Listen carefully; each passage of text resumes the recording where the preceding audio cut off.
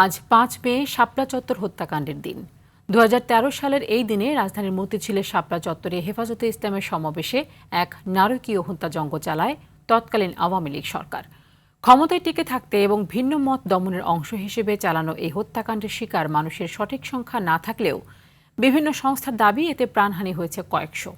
এদিকে শুধু ঢাকাতেই ৩২ জন সহ নারায়ণগঞ্জ, চট্টগ্রাম ও কুমিল্লায় নিহতের ৫৮ জনের পরিচয় শনাক্ত করা হয়েছে জানিয়েছেন আন্তর্জাতিক অপরাধ ট্রাইব্যুনালের চিফ প্রসিকিউটর।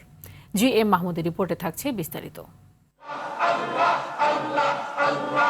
২০১৩ সালের ৫ মে মহাসমাবেশে অংশ নিতে রাজধানীর মতিঝিলের শাপলা চত্বরে অবস্থান নেয় হেফাজতে ইসলামের নেতা, কর্মী, সমর্থকরা। দলটির কর্মসূচি ঘিরে দিনভর চলে উত্তেজনা ও সহিংসতা।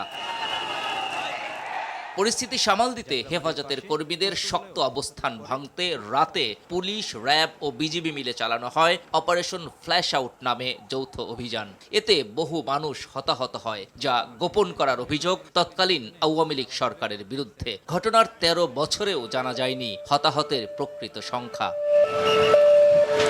২৪-এর গণঅভ্যুত্থানে আওয়ামী লীগ সরকারের পতন হলে এই ঘটনায় আন্তর্জাতিক অপরাধ ট্রাইব্যুনালে মামলা হয়। অভিযোগের তদন্তে নামে প্রসিকিউশন। তদন্তে শুধু ঢাকাতেই ৩২ জন সহ নারায়ণগঞ্জ, চট্টগ্রাম ও কুমিল্লায় ৫৮ জন নিহতের প্রমাণ পাওয়া গেছে, জানায় চিফ প্রসিকিউটর।